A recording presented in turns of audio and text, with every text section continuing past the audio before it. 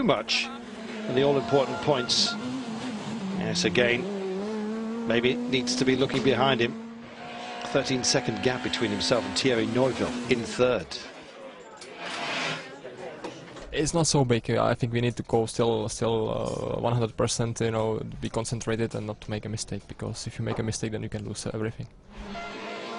And Kopecky, did he ever not give 100%? Brian Bouffier not feeling too good with these Hungarian roads. Lost a lot of time yesterday, making up for it on day 2, but just too late to get into contention. After some bad results, retirements in recent IRCs, he needs to take home some proper points.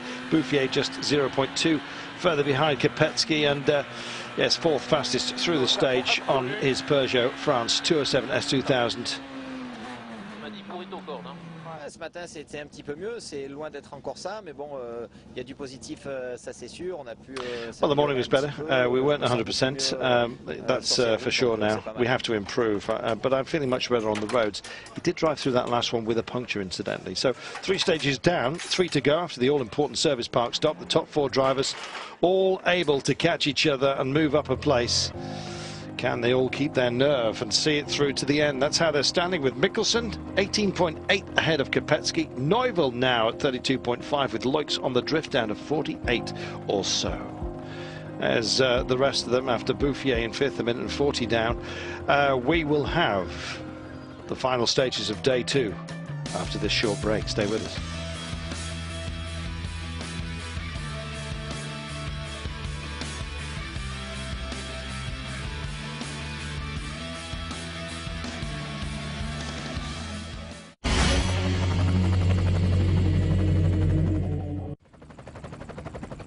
Despite his spin on the previous stage, the Belgian driver Thierry Neuville, yes, feeling more confident on these roads and absolutely showing it out there, ignoring all distractions, I might add. Best time it was on stage 12 for Neuville, reducing the gap on Kopecky.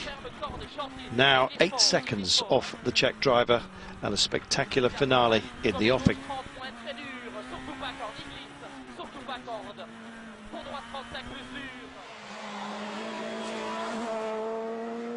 Running well in the Peugeot 207, but the Skodas, well, they can juice it when they need to, and Jan Kopecky doesn't want to let Neuville back at him at this stage, and overall putting in some very, very good times, good pace. Second time on stage, 5 seconds behind Neuville on stage 12, reducing that gap with the leader Mikkelsen from 18 to just 10 seconds. What a battle in the offing for the 2 final stages.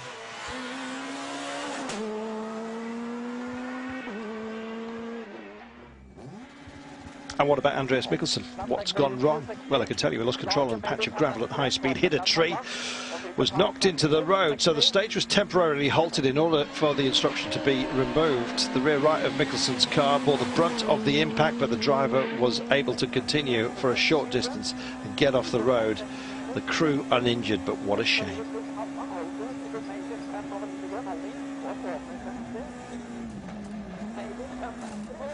Just the right-hand corner over a crest, which tightens a little bit, and where it tightens over the crest, it was gravel after that, so which I couldn't see.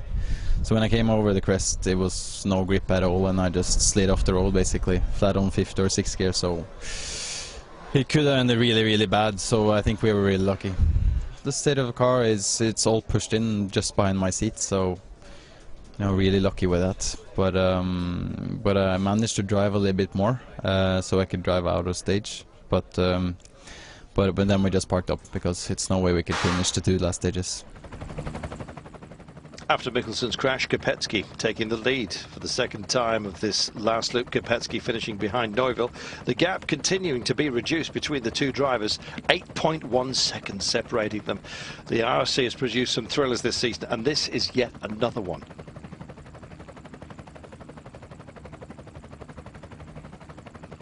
Unbelievable toe-to-toe stuff then, and Peugeot in the party as well. Kopecky looking quick, Neuville, well, as sprightly as ever. A stage stopped just before his run, and needing to be careful about his tyres and temperature.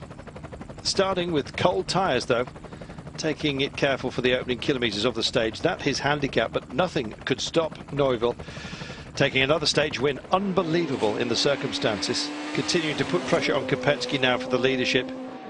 The last stage set to be an absolute thriller.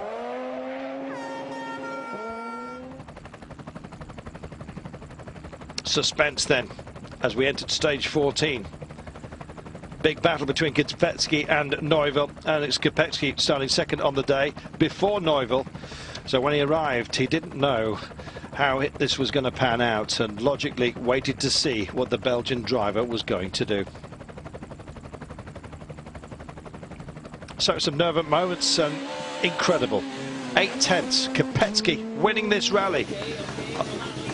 Remarkable. Beautiful rally. It was a big fight with Andreas, and he made a mistake in the previous stage. Yeah, that's a pity because he was really quick, you know, and I have to say that I would wish him, you know, to win this rally because he did a really great job. And okay, he's very young and he's able to push.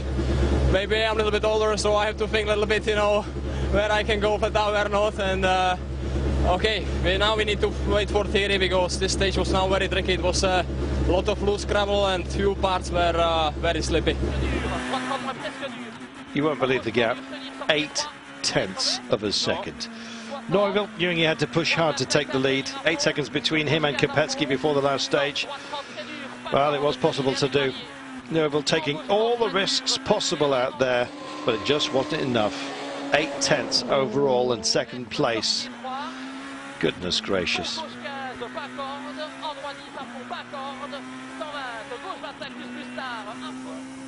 Magnifique remontée, sans cette petite faute ce matin. There we go. Freddie Loix just couldn't manage to snap back into second place, make a good job, saving his position, and so proud of his place in this difficult rally for him, but still very, very good for the championship. Freddie is ever not overly delighted with things. He's a perfectionist.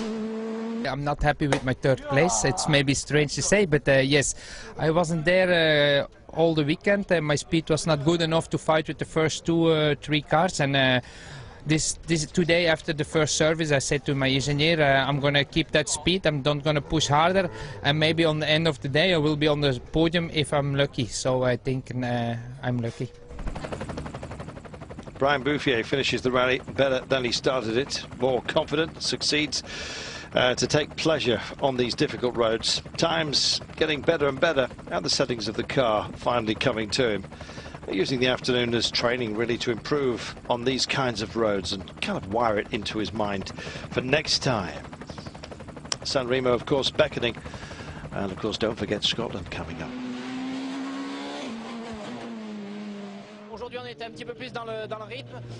Well, today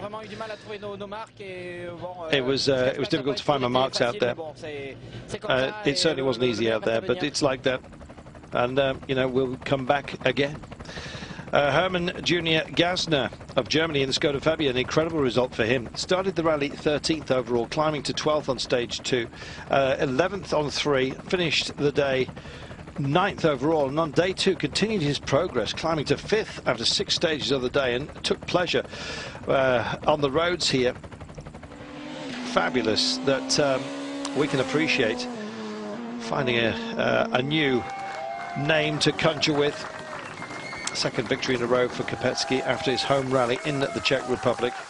Takes the lead in front of Loix. Hannon is 3rd in the championship after this.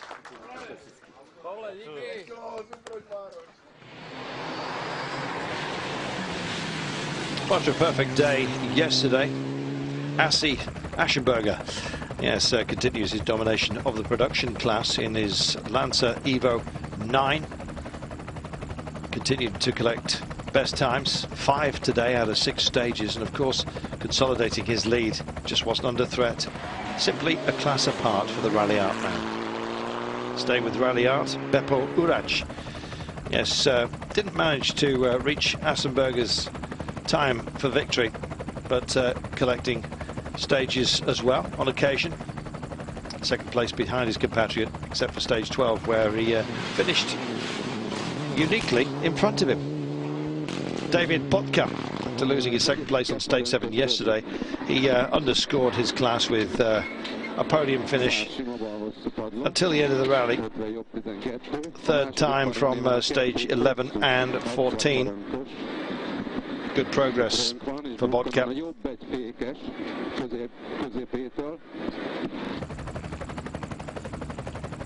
And Toshi arrived yesterday, the Subaru driver, not so confident on these difficult roads today. He found his form and was regularly around about 7th in the Production Cup standings. Started the day 21st and finished 18th, 8 minutes and 12 off the lead in his Subaru Impreza. For sure, he learns a lot on these roads and will be in play next time.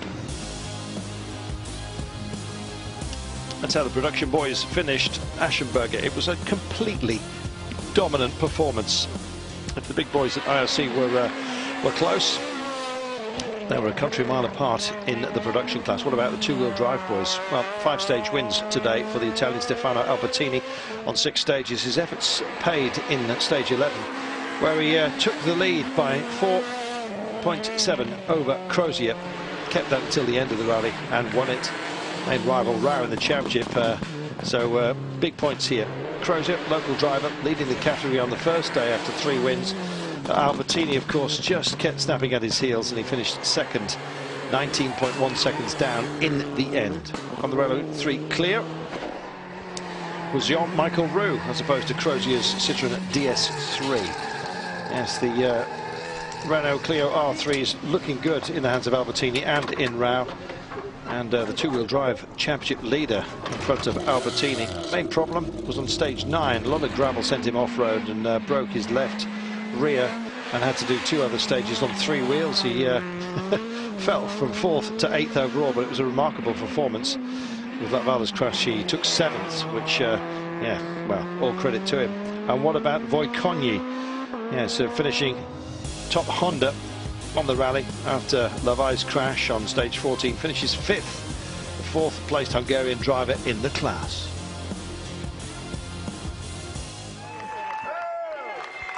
Well, an incredible rally with an incredible finish, and with the battle between Mikkelsen and Kopecky, it was a thriller until the end with a terrible finish. Terrible, terrifyingly close. I mean, 8/10, a new IRC gap record for a rally. We thought Barron was close. Well, how much closer can we get? Second victory in a row for Kopecky. Great fight with Neuville, and 2 Skodas on the podium. They must be delighted. Neuville for Peugeot, keeping their end up well and truly. Look at that gap by the end of this rally. Just 1 corner.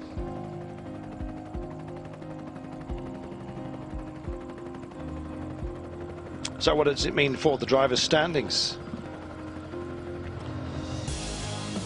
Well, I can tell you Kopecky now on 120 points. Loic's on 103. Hannon, who's had a sort of an interrupted season, really, on 98. Plenty of time for him. Neuville also back up there as well, with Bouffier on 73, just starting to fade a bit. And Guy Wilkes' travails just seem to be continuing, don't they? Mikkelsen now in front of him in the standings. Skoda, well, victory means points. And on 285 as opposed to Peugeot's 214, they really are the class at the moment.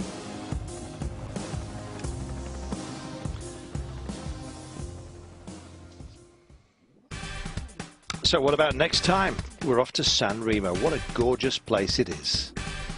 Yeah, it's a huge strain though, just 23-hour window, and the cars and crew will be tested day and night. Glamorous Italian Riviera town. Fast flowing stages, frequent changes of river, lots of blind corners, and of course the casino, and plenty of nice ice cream in the evening.